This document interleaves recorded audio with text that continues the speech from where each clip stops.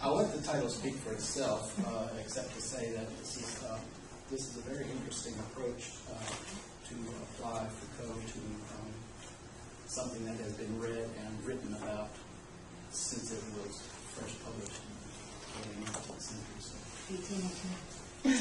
I said early 19th century. Did you notice she pointed her finger at me? We talked together last semester, and she just guided me through the entire semester. So I'm used to that. Okay, good afternoon. All right, most people know that Mary Shelley's Frankenstein, or the modern Prometheus, is about a scientific experiment gone awry that results in the creation of an awkward and poorly sutured monster. Forgive me, I don't have any presentation, so I'm going to air quote whenever I However, it is not as readily apparent that Frankenstein is also a novel about social experimentation and the social ordering of space and place. Here it is important to focus on the titular word modern, because what has gotten lost in the course of time and history is a sensibility of what modern meant for those who lived during the early 1790s to the late 1830s, broadly the Romantic period, in which this iconic novel was written. Stopping to ponder this temporal location, the idea of experiment broadens from the field of science to encompass the basic structures of literature and society. Mary Shelley's parents, Mary Wollstonecraft and William Godwin, were progressive thinkers and prominent literary figures in the 1790s, and a momentous event during this time period was the French Revolution. The French Revolution represented a radical experiment with the overthrow of the monarchy and the eruption of a nascent and therefore questionable social order.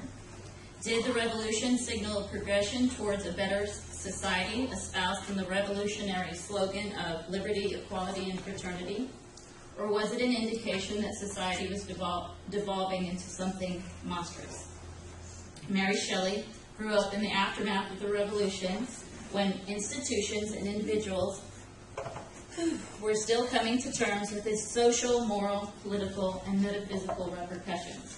In a sense, we share the same conflicted space with Shelley because we are grappling with many of the same fundamental issues that are explored in the Romantic period. Like Shelley and her contemporaries, we also find ourselves trying to come to terms with the spaces and boundaries of government, nationhood, family, marriage, education, religion, and science and technology.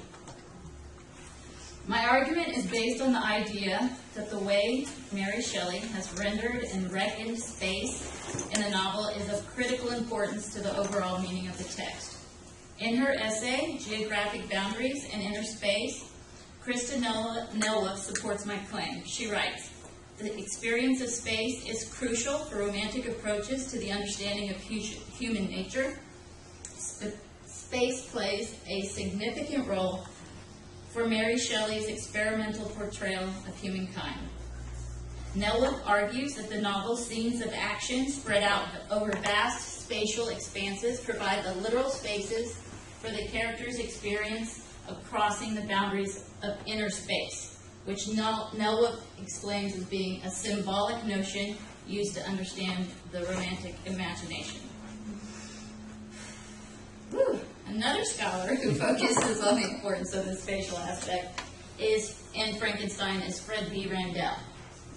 Randell insists that we have only begun to decipher the importance of geography in this novel.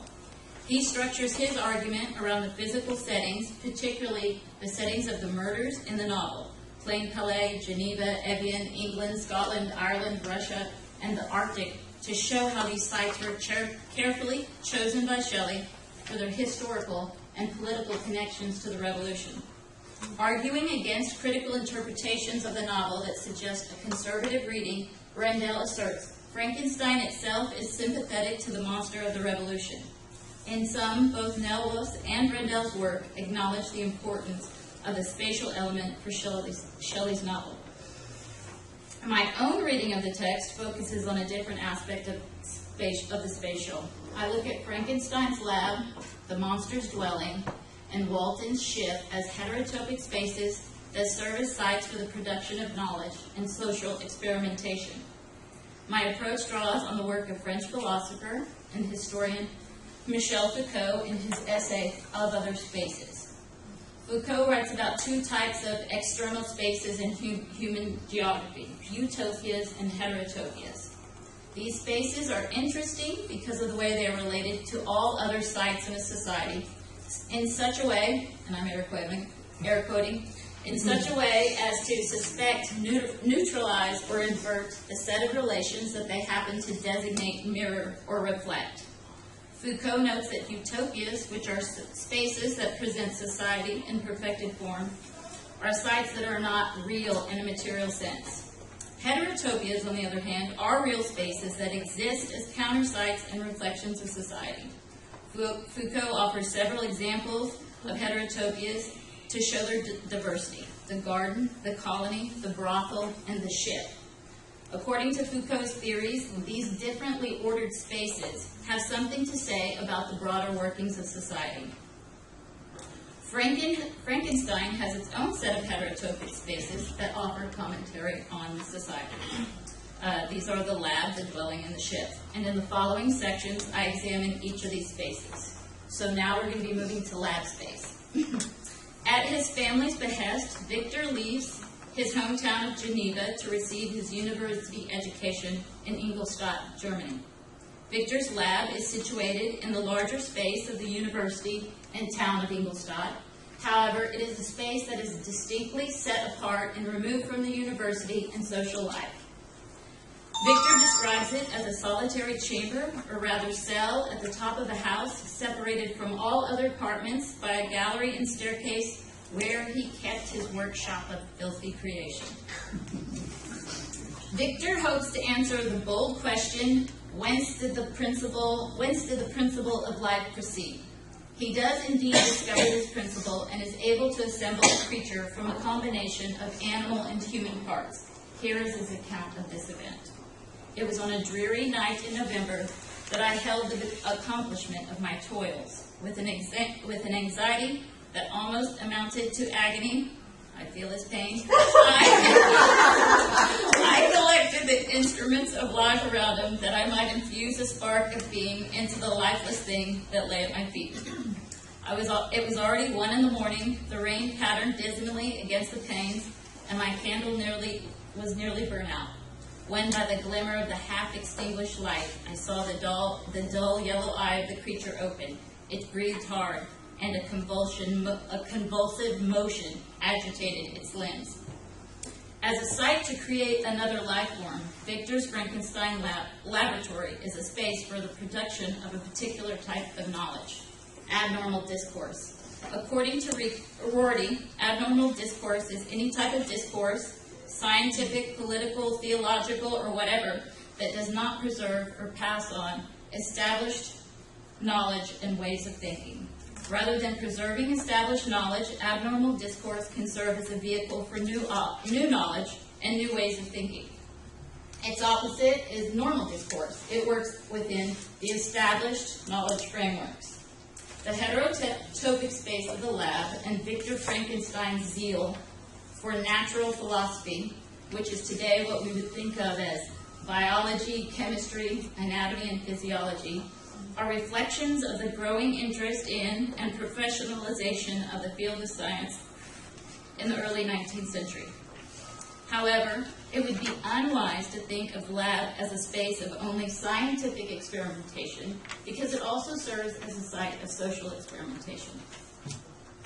As a heterotopia of social experimentation, the lab is a site in which Victor Frankenstein exercises his agency as an individual by creating another life.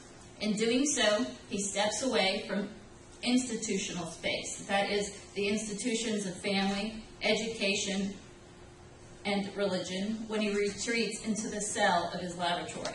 Thus alienated from society, from the society of his family, friends, and university professors, he creates an alternative society in which he and his monster are its only inhabitants. Reflecting the structuring of society in the early 19th century in an intensified way, this newly created society in the laboratory is a profoundly patriarchal space with Victor Frankenstein as its master patriarch and the monster its only citizen. Later in the novel, after the monster has learned to speak, he will address Victor as his natural lord and king. This society, however, is defective and dystopic from the very moment of its birth, because Frankenstein, as creator and master patriarch, does not provide the means for the creature to thrive. First, by abandoning it moments after it convulses to life, and secondly, later in the novel, in another lab, when he assembles but then destroys the monster's female mate. In the isolated space of the laboratory, the act of creating the monster's life and then denying it the ability to thrive call into question Victor Frankenstein's role as creator and patriarch, and they also demonstrate his extreme disconnection from the society he created and ostensibly ruled. When Victor and the monster leave the confined space of the lab, Victor's acts of negligence and his character flaws will have grave repercussions as his progeny, the monster/citizen, goes out into the world and murders Victor's family and friends in acts of retribution. These acts of vengeance, the murders of Frankenstein's little brother, William, his dear friend Clerval, and his wife and cousin, Elizabeth Lavenza, and the execution of Justine and the death of his father, followed so fast, one upon another, that one critic, Paul Sherwin, has suggested, tongue-in-cheek, that the novel could have just as well been titled One Catastrophe After Another. Though in every case it is the monster who actually wrings life from innocent people, Victor, as master patriarch and creator, is implicated in these crimes. Okay, so now we're going to head on to monster space. In Chapter 3 of the second volume in Frankenstein, Chapter 3 of the second volume in Frankenstein opens with the creature narrating his own story. It is an extraordinary Lockean tale of a tabula rasa. During what he calls the original era of his existence, the creature knows nothing of the workings of nature, society, or even his own perceptual apparatus. However, he quickly gains command of his senses as he travels the countryside in search of food and shelter. When he comes across a shepherd's hut, frightening the shepherd away, he is enchanted by the appearance of the hut. The monster instantly perceives what Foucault would term as the hidden presence of the sacred in this homey space. The monster note, it presented to me then as an exquisite and divine retreat. Eventually, the monster arrives at what is to be his only home in the novel. Though small and cramped, this space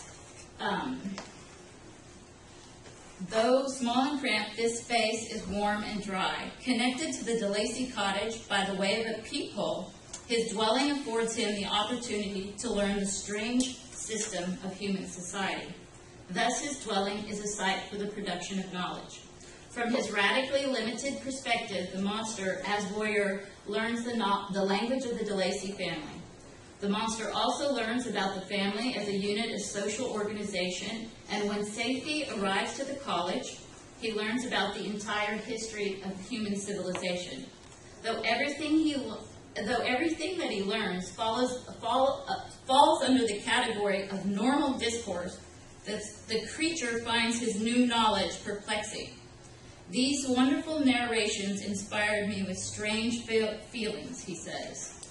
Questioning from his othered space, the monster comments, was man indeed at once so powerful, so virtuous and magnificent, yet so vicious and base? He appeared at one time a mere scion of the evil principle, and at another as all that can be conceived of as noble and godlike. He also notices that this discourse of human history and society does not take into account his presence. And once again he questions, but where were my friends and relations? No father had watched my infant days, no mother blessed me with smiles and caresses. I had never yet seen a being resembling me or claimed any intercourse with me. What was I? The question again recurred to be answered with only groans. The monster's presence and his questions call into question the traditional ways of knowing about the world. His dwelling also serves as a site of social experimentation. Shelley presents readers with yet another patriarchal space, but one that is far different from the lab space. The lead patriarchal figure, Mr. DeLacy, is blind, and this disability requires that he depend on his son and daughter. The monster secretly helps the family by chopping wood and doing tasks, and they take him to be like for a little fairy or something. In a sense, and here I'm including the monster, all create a community in which each individual makes a valuable contribution. Everyone in this community is a victim of some sort of social injustice. Rather than acting out violently against their injustice, they bear it by working together and sharing knowledge. When the DeLacy family discovers the monster, they leave in a fit of fright. Once again, the monster is abandoned, and this is the point in the novel when the monster becomes violent. Okay, now we're moving to ship space. Like the laboratory and the dwelling, Walton's ship functions as a heterotopic space for the production of knowledge and social experimentation. Walter, similar to Victor, is hoping to do something altogether new and to create new knowledge, what Rorty would term as abnormal discourse. His ship is on a mission to explore the uncharted territories of the Arctic, to tread a land never before imprinted by the foot of man, so that Walton can discover the scientific principles of magnetism in the North Pole and or find a northerly passage for the circumnavigation of the globe. The ship also functions as a site of social experimentation. In the closing scenes of the novel, Shelley offers another patriarchal configuring of the society, with Walton at its head, its citizens the sailors.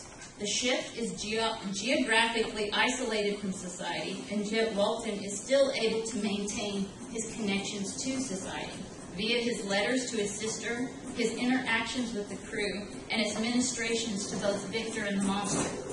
This informed, rooted perspective stands in contrast to the views that are afforded to Victor in the lab and the monster in his dwelling. Unlike Victor, Walton acts responsibly towards his sailors/citizens and agrees to abandon the expedition when the ship becomes immured in ice. Walton expects his crew to mutiny. However, they do not use violence to achieve their desires. Instead, these citizens use the medium of conversation, which is what Michael Oakeshott contends distinguishes the human being from the animal and the civilized man from the barbarian. In this configuring of society, Shelley presents both patriarch and citizen as civilized men. Significantly, Shelley has made this site an English space. In a literal and metaphorical sense, this site is a vessel that contains all other spaces, events, and characters in the novel. It serves as a master heterotopia by housing Victor's lab and the monster's dwelling, his suffering and his murders, the Sublime Mont Blanc, and the University at Ingolstadt. It houses everything. Barring the words of Gayatri Spivak, the ship is most assuredly a cultural representation of England to the English. This ship, situated at the top of the world, here thinking traditionally along the Mercator Line, represents England as a cultural space that provides a vantage point from which its leaders and citizens can gaze and reflect on different forms of social organization and different types of knowledge, so that collectively they can make informed decisions to effect a change towards social progress.